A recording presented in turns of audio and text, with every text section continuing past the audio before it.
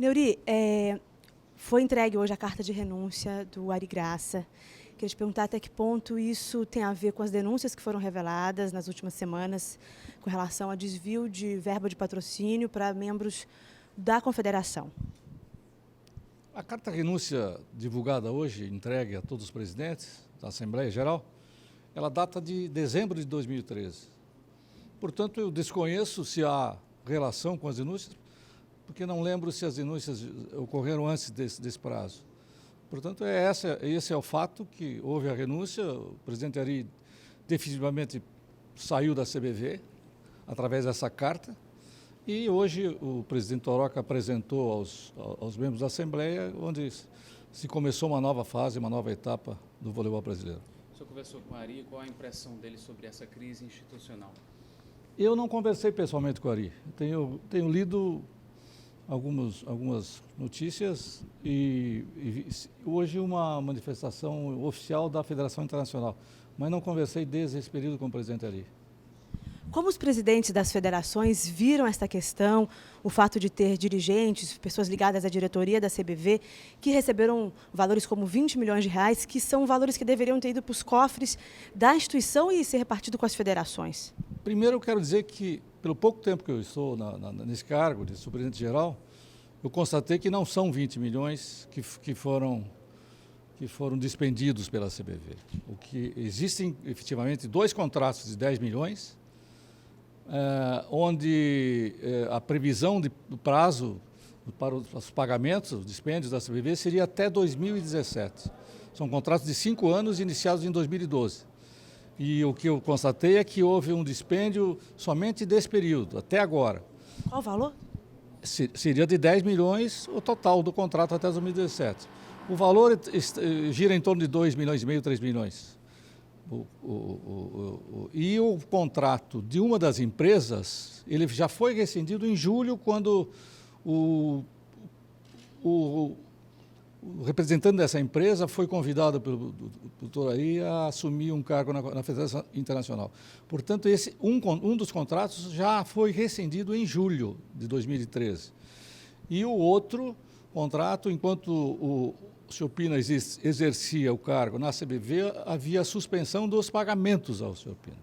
Agora, diante desse fato, portanto, eu insisto em dizer que não houve o dispêndio de 20 milhões, haveria até 2017, segundo esses contratos, mas diante do fato, nós já havíamos determinado, através do presidente Torocca, a contratação de uma auditoria externa, absolutamente independente, para que fossem auditados todos os contratos de terceirização da CBV.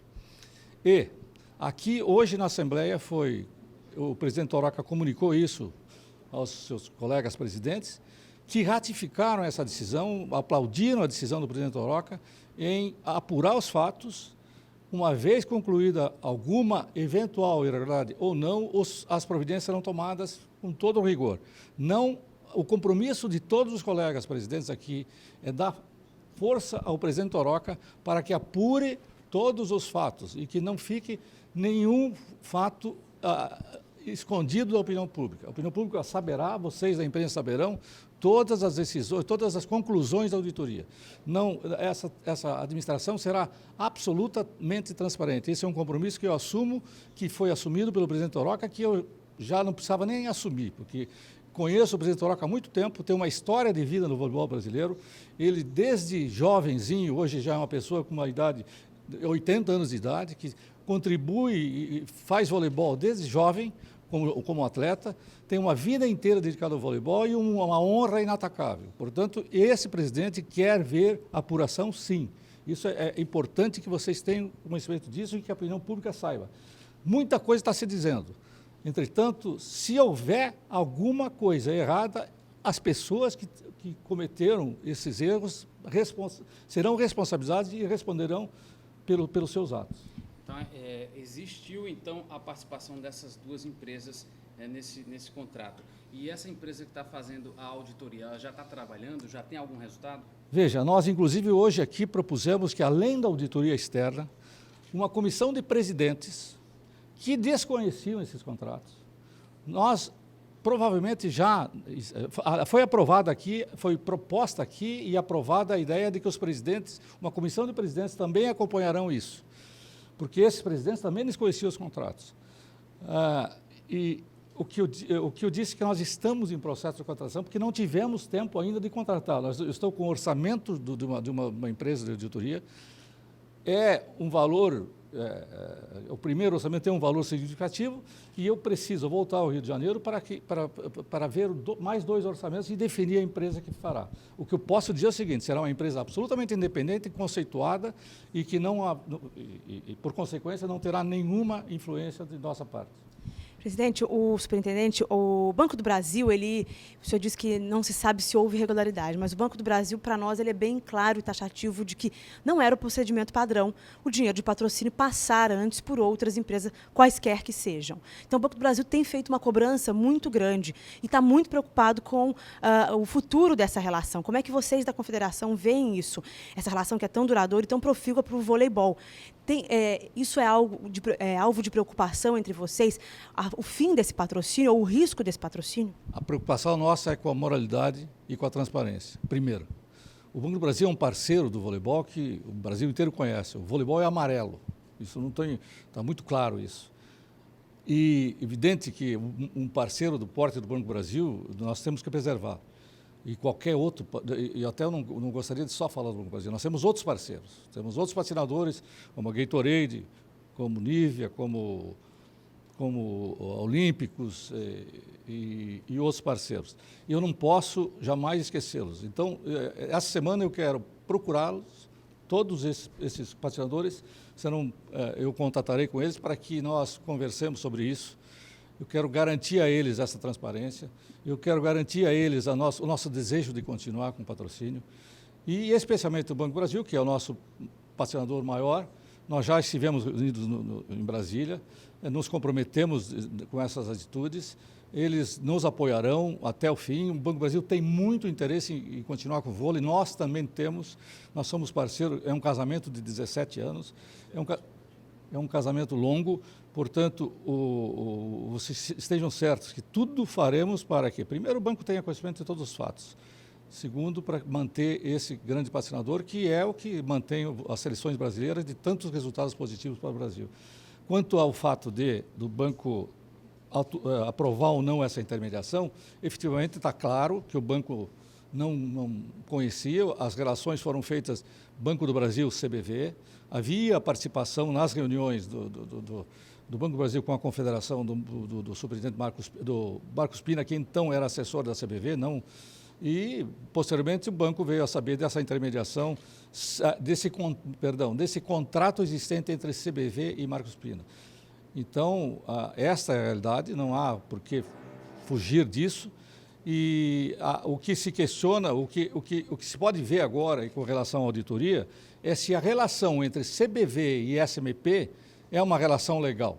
Isso sim. Com relação a Banco do Brasil e CBV, não havia essa participação. Agora, como é que o senhor acha que fica a imagem, né, da CBV perante a opinião pública depois desse caso? Olha, a CBV tem uma imagem maravilhosa. Eu tenho certeza que é a melhor imagem do esporte brasileiro.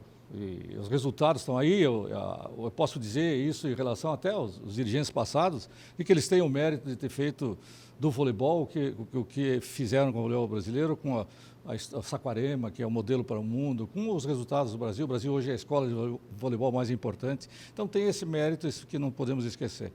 Com relação à imagem, é evidente que fica arranhada.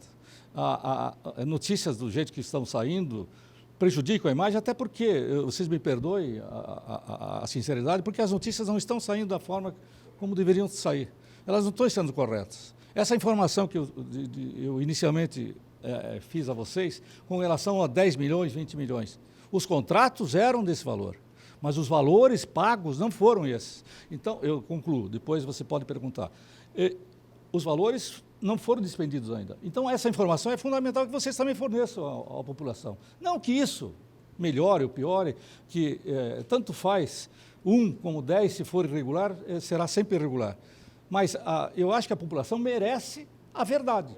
E a verdade será dita seguramente por nós. Nós estaremos falando sempre a verdade para a população. Não omitiremos nada.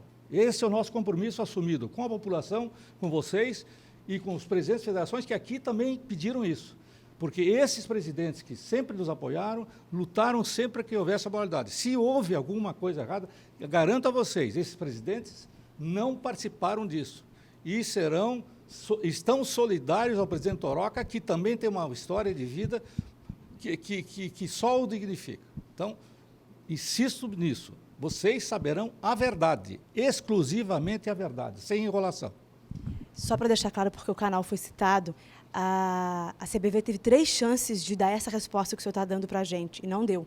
Em 3 pedidos de e-mail, antes das reportagens saírem, exatamente essas perguntas a gente fez através da assessoria de imprensa, e não foi essa a resposta que a gente teve. Numa delas não houve resposta, e na segunda houve a informação de que estava sendo apurado. Só por isso que a gente não disse, ok, superintendente? Quero dizer que eu sempre estive à disposição. Eu sou ainda residente no Paraná, em Curitiba, fui chamado por uma missão, tive que, num dia, mudar a minha vida inteira, porque eu exerci um cargo público no Paraná, eu sou um advogado do quadro de advogados do Estado do Paraná, aposentado, mas voltei a trabalhar atendendo também um convite lá do governo do Estado. Tive que, de um dia para outro, renunciar, sair, deixar essa missão que eu tinha no Paraná. Tenho minha família, meus afazeres, minha atividade profissional, e tinha a Federação de Voleibol do Paraná, do qual eu sou presidente há 32 anos, e do qual me orgulho muito esse tempo todo, porque acabei de ser reeleito com uma eleição disputadíssima, na imprensa, inclusive, com um resultado de 14 votos a 3 favoráveis, onde houve uma demonstração muito grande dos meus filiados de que queriam a minha permanência. Portanto, não é o fato de eu ter 32 anos, como o do Toroca, que denigre isso, é uma contribuição, principalmente nas federações estaduais, que é fundamental que eu diga isso, que quem muito é criticado por muito tempo permanecer nas federações é porque não conhecem a realidade das federações. Eu vi um depoimento ontem, eu vou aproveitar a oportunidade, porque eu gosto muito de falar ao vivo, em público, não há problema nenhum, nunca me recusarei a falar sobre isso. Eu vi um depoimento ontem do presidente do Amapá, revoltado com um descaso que teria um comentário que teria sido feito com respeito ao pequeno voleibol do Amapá. Ele emocionado, explicava a sua atividade no Amapá, onde a seu estado divisa com alguns países do Caribe, e dizia ele, mostrava ele o trabalho que eles realizam, como eles não podem intercambiar o voleibol com os estados do Sul e do Centro-Oeste, enfim, fazem um intercâmbio internacional. Então, e ele estava muito chateado por ter sido acusado de ser um estado que não realiza, e fez esse depoimento e mostrou o que está fazendo e pedindo apoio. É para vocês entenderem que o voleibol brasileiro não é feito só de seleção brasileira, não é feito só no Rio de Janeiro, em São Paulo e Minas, onde são os grandes estados, que são as melhores equipes. Ele é feito no Brasil, e nós, federações, representamos esse trabalho. Muitas pessoas não conhecem essa realidade. Somente esses presidentes, que vocês podem acusá-los de estar há muito tempo, estão dedicados nesses lugares, sem nenhuma remuneração, sem nenhum recurso financeiro, muitas vezes colocando pessoas da sua própria família para atender o pessoal do voleibol. Então, eu quero que vocês venham a conhecer agora, a partir de agora, a verdadeira Confederação Brasileira de Voleibol, que confedera todas essas federações que fazem voleibol no Brasil. Será uma confederação voltada para esses estados que fazem voleibol. Você acha que pode haver alguma mudança na relação com os jogadores das seleções brasileiras de vôlei, depois desse caso, alguma decorrência desfavorável? Olha, eu acho que o jogador da seleção brasileira ele tem a missão de representar o país. Eles são profissionais, inclusive. Além de representar o país, eles são profissionais nos seus clubes. Eles vivem disso. Eles têm uma atividade diferente dos alguns dirigentes que fazem ainda, que eu citei agora, dos estados, que fazem o voleibol de forma amadorística. Eu não acredito em qualquer problema. Evidentemente, está havendo muita conversa, redes sociais, porque eu acho que eles não estão devidamente esclarecidos. Mas na hora que tiverem a certeza e a consciência de que a nossa administração vai ser transparente e séria, eu tenho certeza que eles somarão conosco e continuarão como sempre continuaram, representando bem o país. Por fim, Neuri, houve também uma avaliação com relação à mudança de estatuto para atendimento à lei federal que não permite a continuidade no poder de entidades esportivas que recebem verba pública. Como é que ficou essa questão aqui internamente? Tranquilamente. Houve até uma especulação em torno da Assembleia. Eu respondi o questionamento, por que João Pessoa, por que agora, nesse momento, por que João Pessoa? Porque é estratégia e costume, prática da Confederação, ultimamente, a levar as assembleias para os estados, a prestigiar os estados. Então, e além de tudo, vou falar um assunto que pouco importa para algumas pessoas, mas além de tudo os custos. O custo da assembleia em algumas cidades é muito mais baixo do que no Rio de Janeiro. Os hotéis, em razão talvez da Copa do Mundo, estão com preços muito elevados. Com respeito ao estatuto, então, eu quero dizer o seguinte: só teve um objetivo, é adequar a legislação. Efetivamente, a legislação agora veio proibir reeleição, mais de uma reeleição, é exatamente isso que fizemos. Nós, inclusive, deliberamos coisas simpáticas, eu diria, a opinião pública, sem querer agradar a opinião pública, que não é esse o objetivo. O objetivo é informar.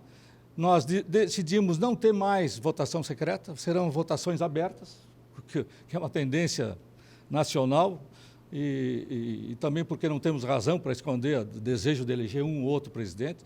Será sempre um presidente benquisto dentro das federações, desde que tenha a maioria.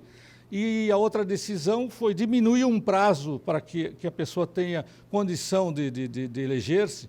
Diminuímos de 9 anos para 7, para que possam dar condição a que os presidentes novos possam ser candidatos, não há impedimento.